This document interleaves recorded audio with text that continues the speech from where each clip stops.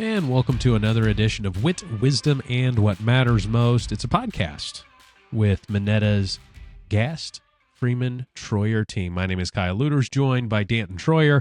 And Danton, a super extra special guest today. Do you want to go ahead and let everybody know who we're talking to? Well, yeah, we have Tony Bauer. Tony and I have known each other for close to 10 years. I think it's going on now. Yeah. And I don't want to steal all the thunder. That was kind of gonna be one of the first questions I was going to ask you, is maybe just walk us through your background, because I mean, there's some pretty good I guess nuggets and interests that people probably don't know about you. Okay, sure. Thanks. Hi, Dan and Kyle. So I'm retired now. I'm 63 years old.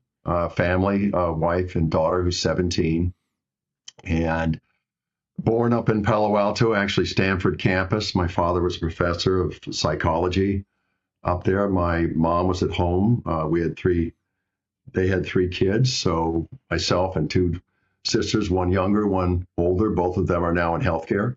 Right in the middle, aren't you? So we went to public school up in Palo Alto. It was fantastic. I went on to Stanford University, graduated in applied mathematics.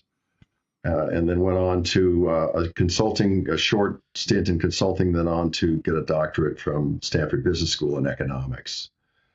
Then I went on to the Rand Corporation and worked as a research economist. It was a fantastic place. It was now in the early 90s.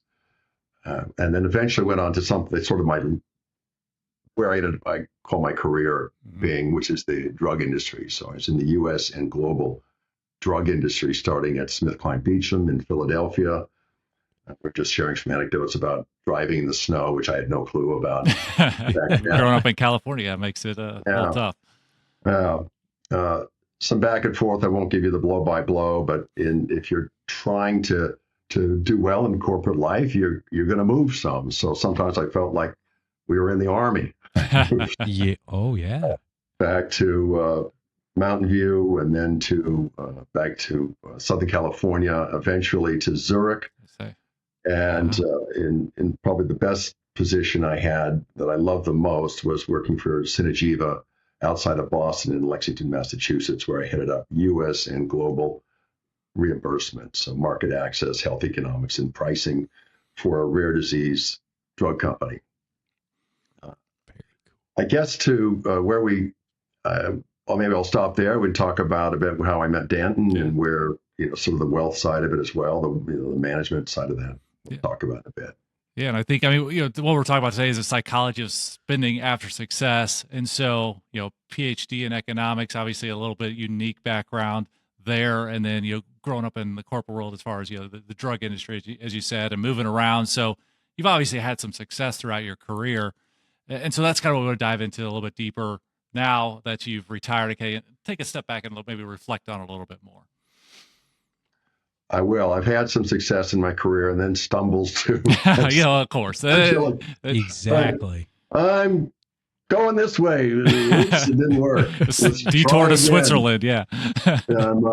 So persistence was one. I'll own that quality. Yeah. But it was eventually things did well. As far as I think your question was about, okay, you've had some success, and then now, how did my psychology shift a bit? And there's where I grew up, which it affects how you think about money, right? And then the things I've learned, including from you, Dan, and from Minetta, and how I've applied them. So I grew up, I'd say, middle class. So your dad's a professor at Stanford. It's a different kind of world. Like, his first job in 1959 at Stanford, he made $5,000. Wow. And he showed up at the department chair the first day at work in September of '59. We said, "Hi, Gordon, how you doing?" "Great. We had a baby." He said, "Okay, we're going to pay you $5,500." Ooh, that's a big raise there. Yeah. All right. That's the world that they lived in back then. How many more years in a row, when fall semester started, did your dad have a kid? Pardon me? How many more years in the fall semester did you go back and say, "Oh, we had another kid," just to get the extra $500 every year? Oh, yeah, right. Okay, exactly. That's right. Well, our my sister, I showed up, and then my sister showed up right after that. So yeah, it was a wonderful time for them. It was California in 1959. Yeah. It was Yeah. Stanford was going from a good regional university into a behemoth, Yes. and really a Stanford it is today. We're all very proud of it. So yeah, as far as my take on spending, it's different than my parents. My father and my mother, especially my father, grew up in the Depression in Southeast Okay. Ohio. Now, they Ooh. always did have enough food on the table, but he carried his habit of saving throughout his life. Wonderful man. But even when he was 80, it's like he couldn't enjoy a restaurant meal if the entree was over $15. Yeah, I see that all the time. Yeah, it's not. And we would go travel in the 70s and in our big station wagon. And the thought was, it's got to be $30 or less a night to stay in a motel. Yeah. Otherwise, we're camping. So I laugh now because I don't have that same perspective, but Right. a roofer was trying to overcharge me recently. And I said, I'm a child of the middle class. I don't want to pay that kind of money. Yeah. Tens of thousands of dollars for this. So I don't lose all of that, but I did grow up, there was more money. And then I think with my training, my background in economics and finance, I had the opportunity to learn capital asset pricing model from Bill Sharp, who won the Nobel Prize for that. Like, okay, I get this. And so other ideas are allowed to kind of enter my brain, which is, okay, this is how much we have. And yes, we're comfortable. But how do we spend it now? And the numbers, fortunately, more than $15 for an entree. Oh gosh, yeah. But you need to have, I like to say, everybody needs to have a budget, including the Bauer family. Mm-hmm. I mean, if you're a billionaire, maybe it's, well, does every kid need their own private jet? That's the kind of question. We're not in that group. It's more, do you need a big house in high-priced California to live well, or are there other options as well? Yeah. As you think back now, you mentioned you were growing up one of three. You have a daughter. Talk to us a little bit about how that family of origin, how did some of those lessons about money and those attitudes about money pass from your parents through you, and kind of how did that inform what you taught your kid about money, and kind of how did that shape the way that you tried to bring her up? My father and my mother were different in that it wasn't go get a job. You have to, it's go get good grades and go be like, my father would say straight up, Tony, I don't want you to go work in the cafeteria at university to make a little bit of money. I'll pay for it. Go to the world. The intellectual world's amazing. It's incredible. I want you to spend your time and effort on that. Okay. And I did. And I did well in college. I was good, good at books and things like that. But in your upbringing, you never get everything right. So when I went to Stanford, I hear about dislocation that kids have when they go into any university. I had none. It was just, it's around the dinner table. It's talked about that you're going to go to college. It's going to go reasonably well. And then it did. What I didn't have was any business background. And because they were in business, my mother eventually was a successful consultant, and she helped impress upon me, like, sales is real. Yes. The real thing. True. Unlike in academia, they're not thinking like that. Yeah. So my father didn't have that background, but my mother did. And I tried to learn from it. But it did affect me because you think, well, I'm just going to apply school, and I did so well in school, I'm going to do well in my business career. And I wasn't particularly great, particularly at the start. I was okay. Yeah. And then when there were organizational issues, that as you try to move from director to VP, you're expected to try to master. I was probably below the curve, not above the curve on that stuff. So the way I talked to Esme about it, who's 17, who might be heading into business, She's very extroverted. Her papa thinks she's a natural leader. Other people, There you go. well, okay, but it's not going to matter whether you can regurgitate Green's theorem from calculus. Yeah. It's going to matter whether you can manage down, sideways, up, while keeping the organizational objectives in mind and maintaining some emotional equilibrium while you do it. As far as the math, be numerate. You want to be able to look at a P&L and go, that doesn't look right. What's that number? How does that tie to there? Yeah. That's being numerate rather than acing your statistics test. So I just try to, take what I learned now as far as imparting it to the new generation is, first, she does have a job. Yeah. Unlike most of her prep school classmates. And second is, and we're imperfect on this, is it's not just whatever you want to spend, go ahead and spend. No. I really try not to do that. So how did the job conversation go with her? Was she excited to get a job? I mean, or was she more like, what's why? Yeah, exactly. She was excited. Good. Yeah. And it took a long time. And there it was not her resume that got it. Was that a friend already worked at the yogurt shop she was at. Yeah. I go, there's a little lesson. That's very right true. There. Because actually it was hard to get a job as a 16-year-old. Yeah. At least in this market, in this place where we are, so. Yeah. I'm dealing with my daughter now. I'm like, she just turned 16. So we always talk about it. My daughter's just maybe a year behind yours. So try to take some of those same lessons as well. And she's similar. I think she's excited to get a job and kind of learn those skills, but she also has not gotten a whole lot of applications out there either. So, but talking to friends, she has kind of identified some opportunities, but I think that's right. Teaching them that, you have to have that social network as well. I mean, your resume is not going to do everything for you. And some companies don't even look at resumes anymore, it feels like. So no, the world's changing for sure.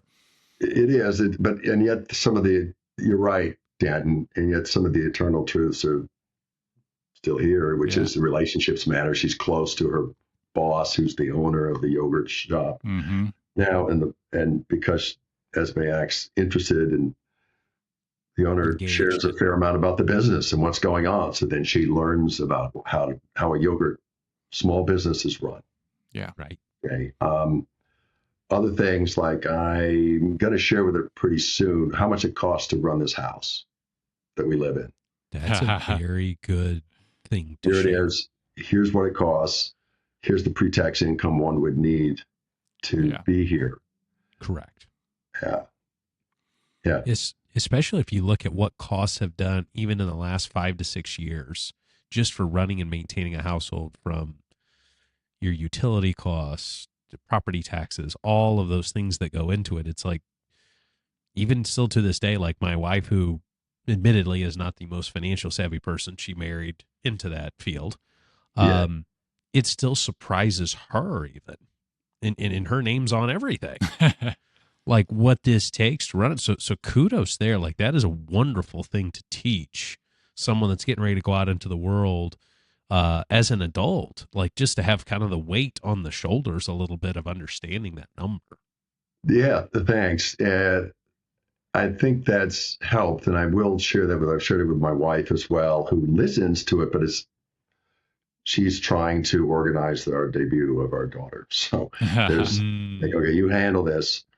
But it's like, if California real estate is going to keep going up in price, there is this thing called the substitution effect. Maybe we won't buy quite as much California real estate. The other thing I've done, and this may be relevant to parents who have kids, if you're in this position, I structured, her college is paid for, but I've structured a fair amount of the money that is her money.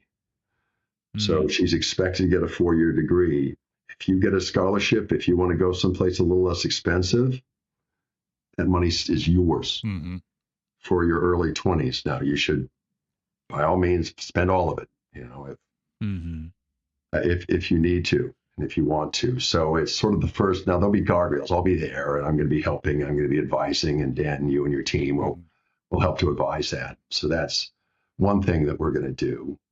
And I can see there's a little bit of stress around that for her, but some excitement that she's getting some ownership around here.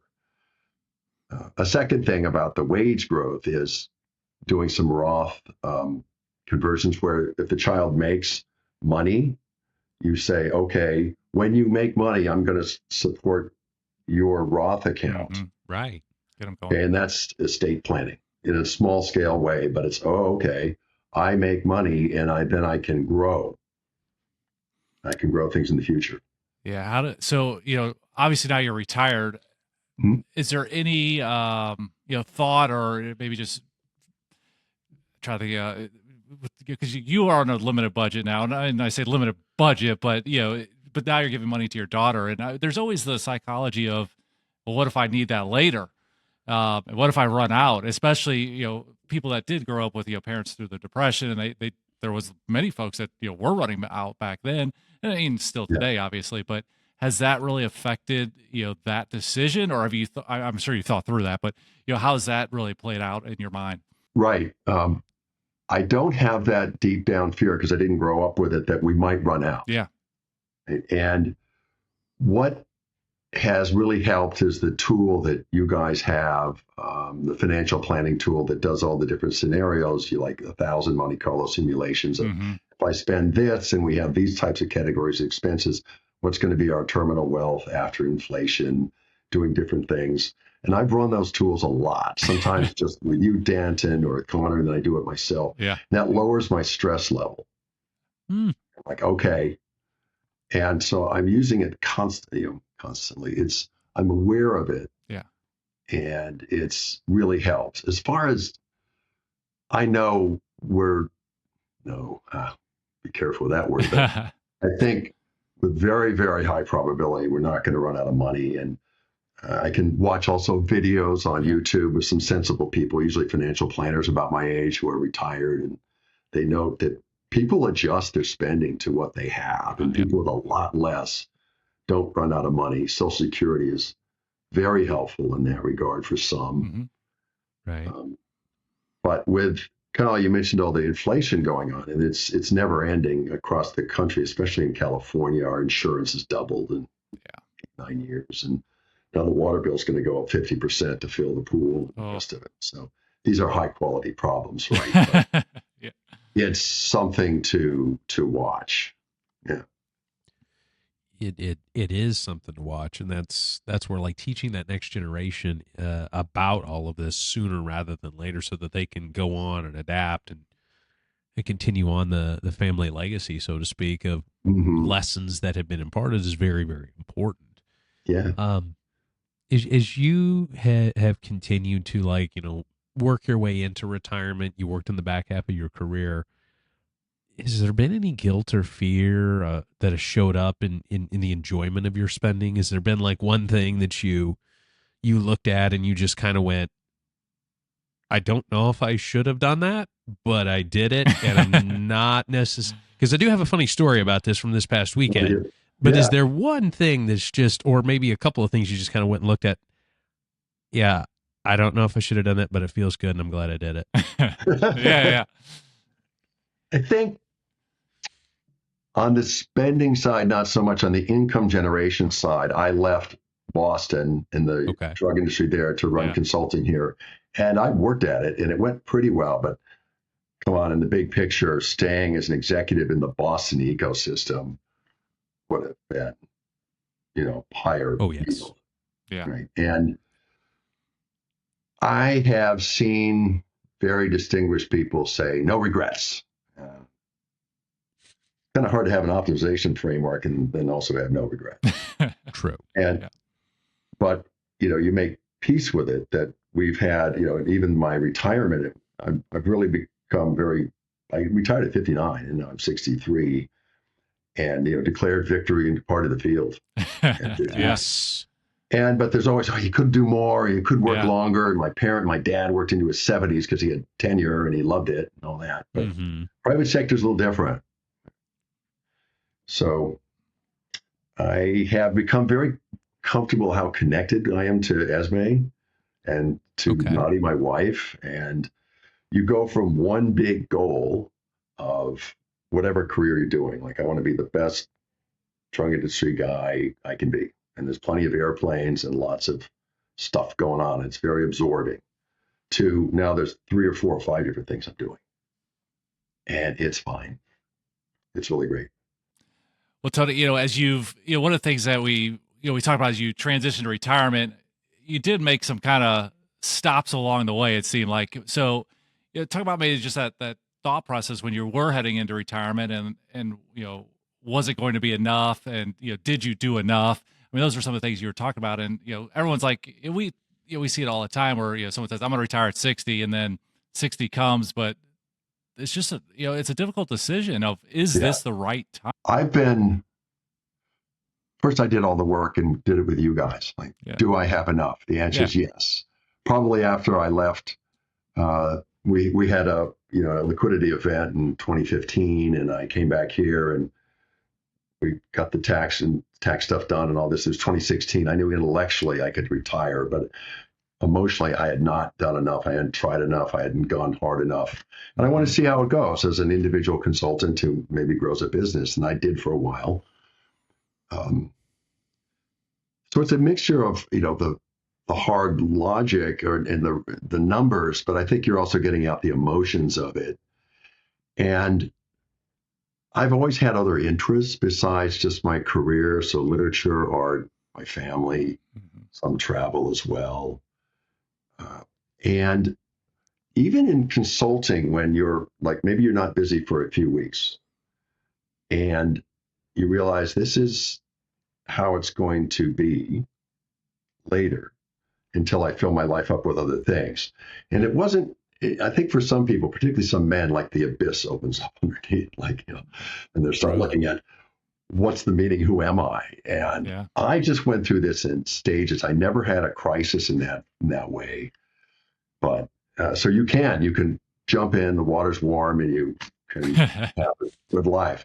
Of course, this is almost cliche. You can see this all over YouTube, but I'm going to go on the beach and drink margaritas, not for more than a few months. It gets old. Wow. You'll be bored or you'll end up in an AA meeting. One of the two. That's like I'm worried about Danton. If he plays this much golf now, if he retires, he's going to get really bored of golf. I don't know that would be the case, but I'm willing to give it a shot someday. Give it the old college try. Yeah, right? Exactly.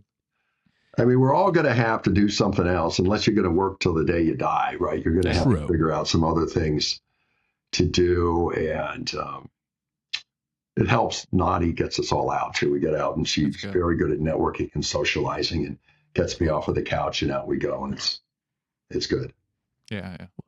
I think that's one of the biggest things, like as we sit down and have conversations with folks, there's two aspects, like you mentioned, Tony. There's the number where I intellectually know that I can do this. Like the math will hold, can't be guaranteed, but the math will generally speaking hold. But then I have to emotionally and mentally be ready for that separation. Because if you think about this, you've talked about your 17-year-old daughter who's working a job at the yogurt stand right now.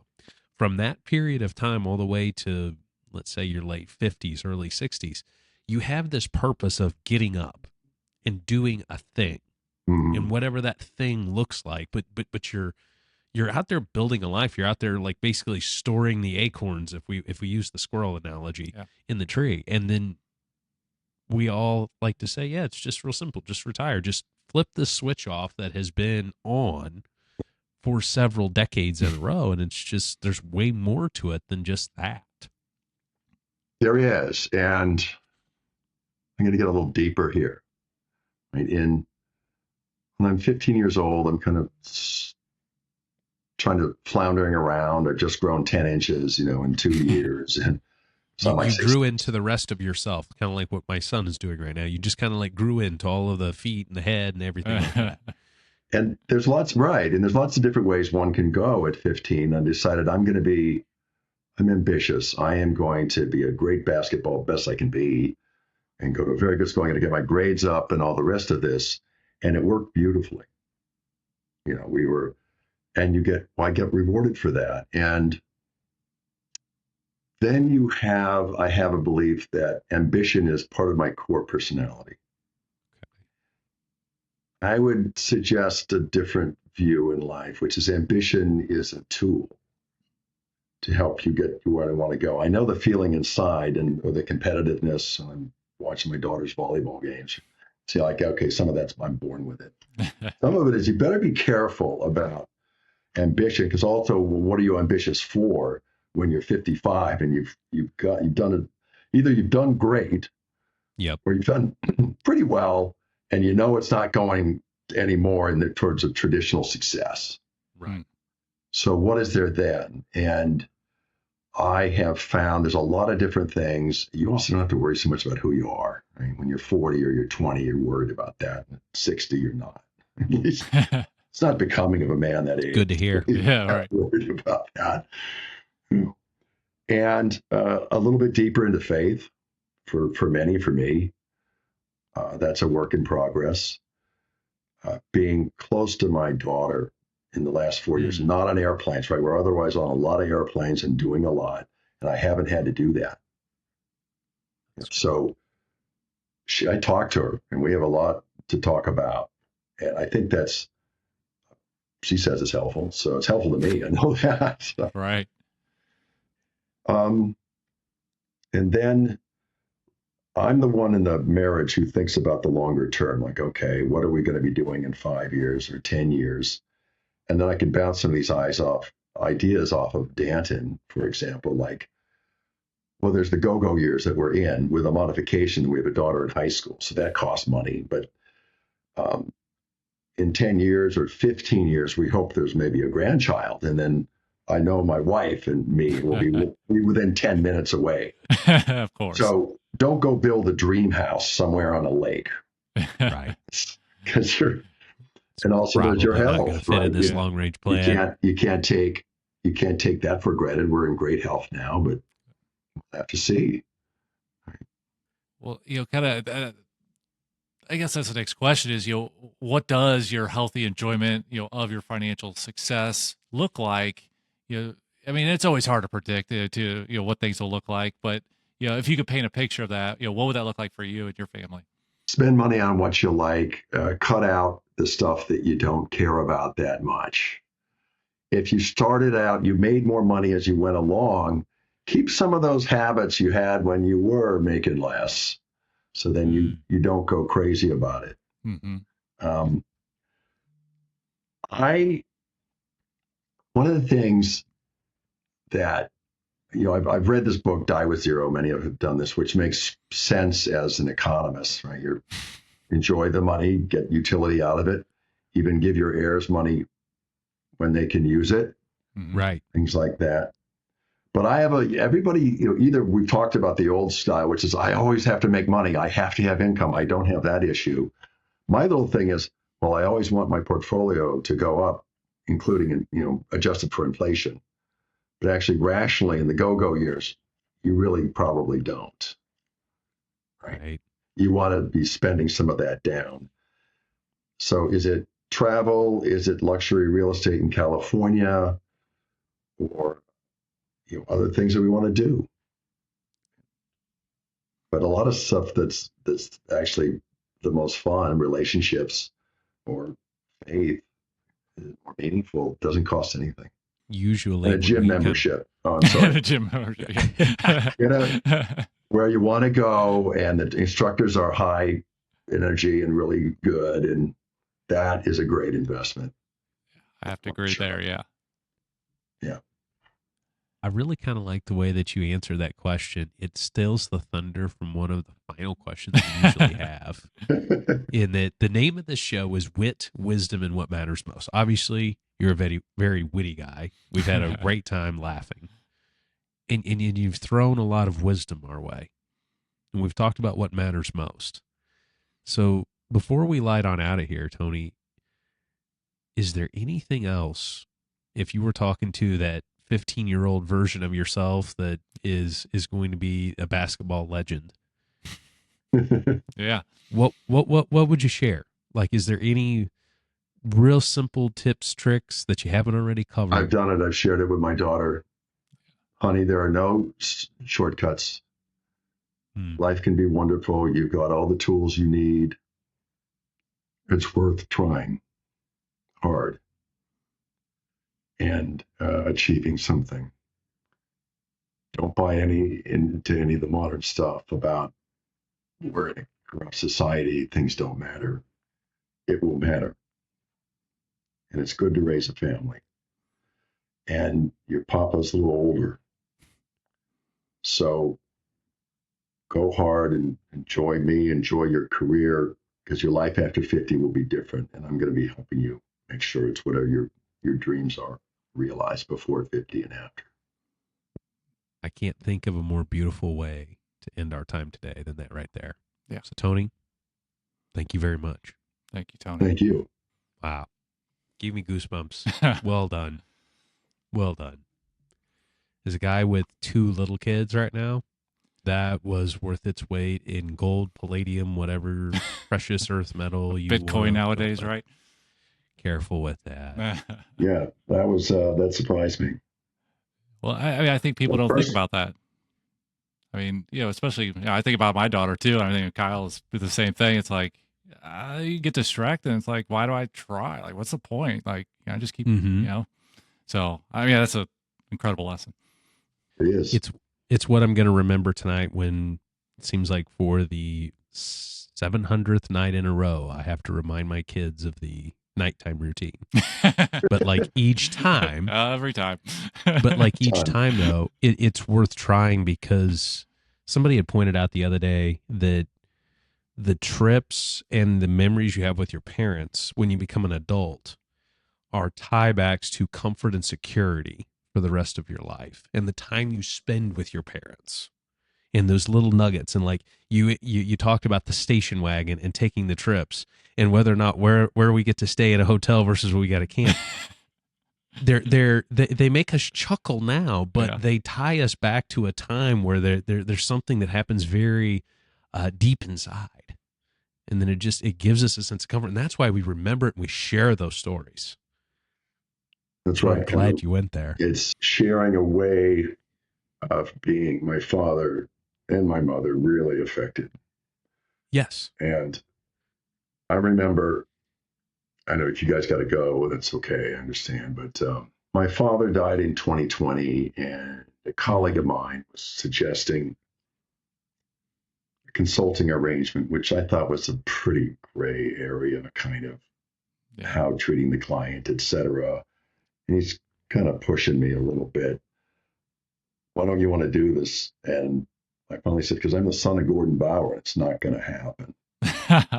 So I just try to pass that along. Like, they're going to watch you guys, right? Your kids are watching you. Yeah, that's I don't think on a daily basis it's hard to remember that. I mean, because you just do your thing, you go to work, come home, and like, but if you don't stop and like take the time to like reset and like think through that, like this is, I mean, he only gets from I get up and leave before he does. I mean, at the gym, and like I might see him on passing on the way out, but I mean, it's really only a couple hours a night that I actually get to see. My son who's 8. I don't spend as much time. And my daughter now, she got her keys and she's gone. So I'm obviously a little too young to retire, so spend as much time as you do. But the time you get is priceless, which is, you already know that. And it sounds like, obviously you spend the time, and because you don't have to. You really don't. And I think that's most parents probably don't spend that much time and teach those lessons. Fathers who don't want to be involved. No. What? It's amazing. So foreign. Even Kyle, that was you're in there with bedtime routines, and that's really detailed. Do you have to come in and be the heavy, or maybe Tony, you just hit the nail on the head. We had a situation here a couple weeks ago.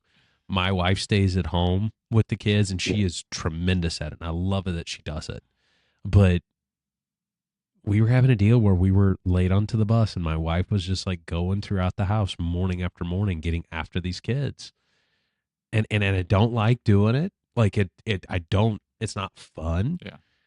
But we had to have a little bit of daddy drill sergeant of looking up at the clock and saying, look, if you're not ready by this time, your dad is driving you to school, because for whatever reason, these kids just jazz up about riding the bus. Oh. That is not punishment to them. That is their social club on Yeah. wheels.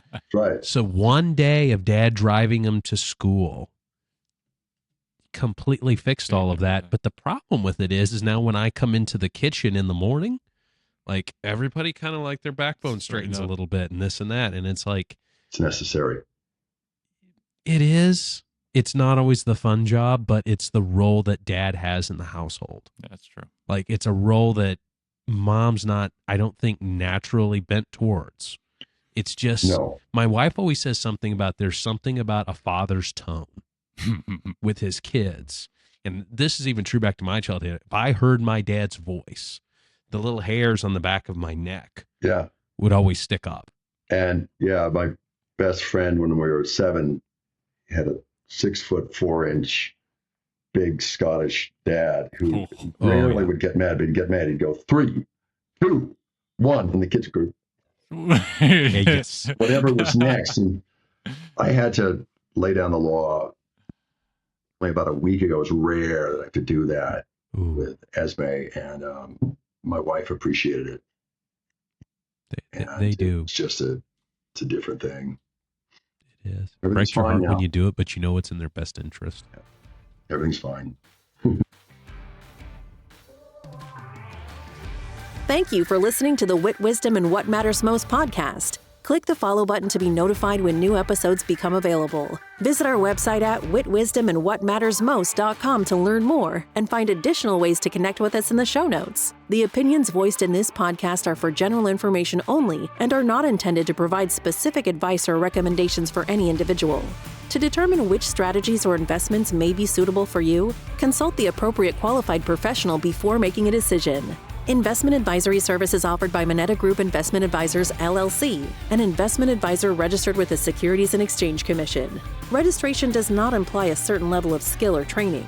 The information discussed in this podcast is for informational and educational purposes only and represents the views and opinions of the guest and/or host and does not necessarily represent the views and opinions of Moneta. You should consult with an appropriately credentialed professional before making any financial, investment, tax, or legal decision.